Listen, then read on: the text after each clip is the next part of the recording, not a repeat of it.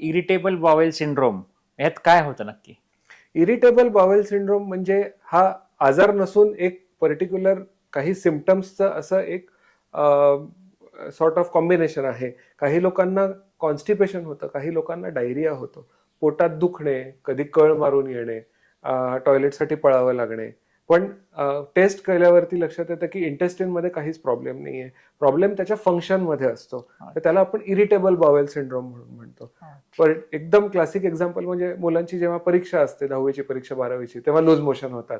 स्ट्रेसमुळे किंवा काही अशा प्रकारचे काही फूड असतात ज्याच्यामुळे ट्रिगरिंग फूड्स ज्याला आपण म्हणतो, त्यामुळे हे ट्रिगर होऊ शकतं. अच्छा.